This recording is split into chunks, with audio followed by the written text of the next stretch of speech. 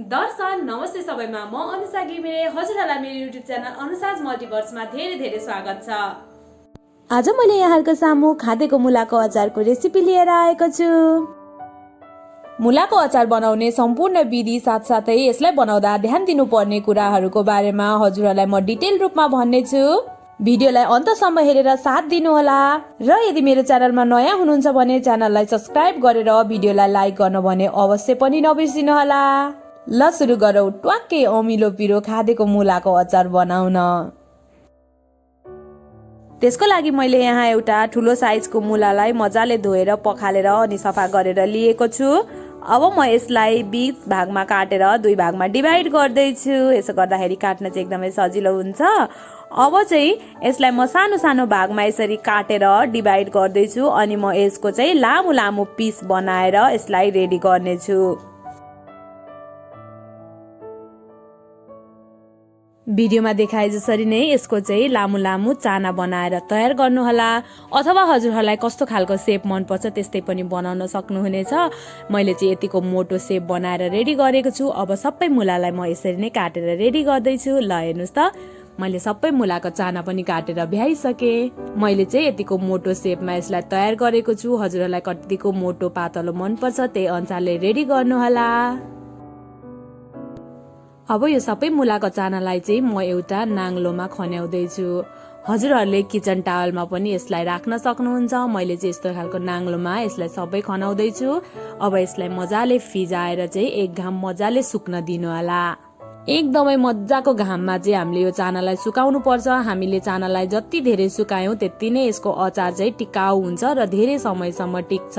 यदि हामीले सुकाएनौं भने यसबाट चाहिँ मजाले पानी निस्किन्छ र अचार खराब हुन्छ। त्यसै गरी मैले यहाँ अलिकति हरियो खोर्सानीलाई पनि लिएको छु। अब यसलाई पनि म लामो लामो चिरा पारेर चिर्दै छु। हजुरहरूले डल्ले खोर्सानी राख्नु भए पनि हुन्छ। मैले चाहिँ यहाँ हरियो खोर्सानीलाई लामो लामो चिरा बनाएर लिएको छु। हजुरहरूले कतिको पिरो खानुहुन्छ त्यति नै खोर्सानी लिनु होला। अब यसलाई म सबै खोर्सानीलाई यसरी चिरेर यसलाई पनि तयार गर्नेछु। ल हेर्नुस् खोर्सानीलाई चिरेर भ्याइसकेको छु। अब यसलाई पनि म केही बेर घाममा सुकाइदिन्छु।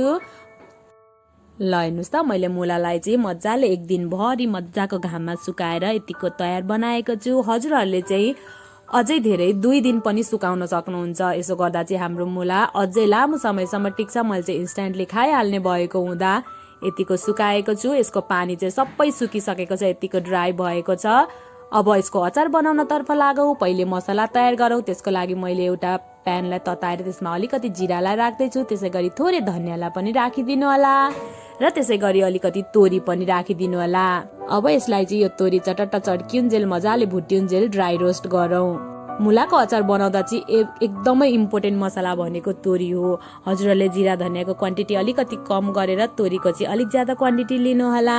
ल हेर्नुस् त हाम्रो मसला चाहिँ मजाले भुटिसकेको छ। अब ग्यासको फ्लेम बन्द गरेर यसलाई केही बेर सेलाउन दिउँ र यसको चाहिँ मिक्सरमा पिसेर धुलो बनाऊ। अब एउटा फराकिलो भाँडामा अघिको मुलाको चानालाई म राख्दै छु। सबै मुलाको चानालाई चाहिँ फराकिलो एउटा भाँडामा राख्नु होला। फराकिलो भाँडामा राख्नाले चाहिँ यसलाई मोल्न र अचार बनाउन एकदमै सजिलो हुन्छ।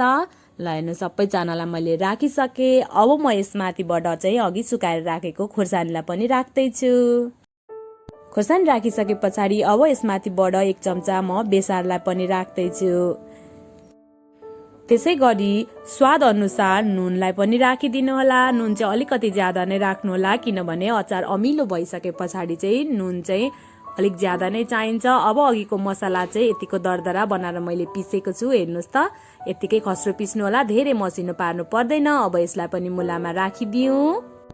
त्यसै गरी मैले यसमा आधी कचौरा तोरीको तेललाई पनि लिएको छु। मैले चाहिँ यो घरैमा पेलाएको ओरिजिनल तोरी भएको हुनाले मैले यसलाई तताएको पनि छैन, काँचै राखेको छु। अब यसलाई चाहिँ सफा हातले मजाले मिक्स गरौँ। हजुरहरूले चाहिँ तेल लिँदा यसलाई मजाले तताएर अनि सेलाएर पनि लिन सक्नुहुन्छ। म चाहिँ तोरीको तेल काँचै नै राख्छु। अब यसलाई चाहिँ एकदमै मजाले मिक्स गर्नुपर्छ सफा हातले। सबैतिर मसला लागुन्जेल हजुरहरूले यो मुलाको चानालाई चाहिँ मिक्स गर्नु होला। यसमाथिबाट हजुरहरूले रातो खोर्सानीको धुलो पनि राख्न सक्नुहुन्छ।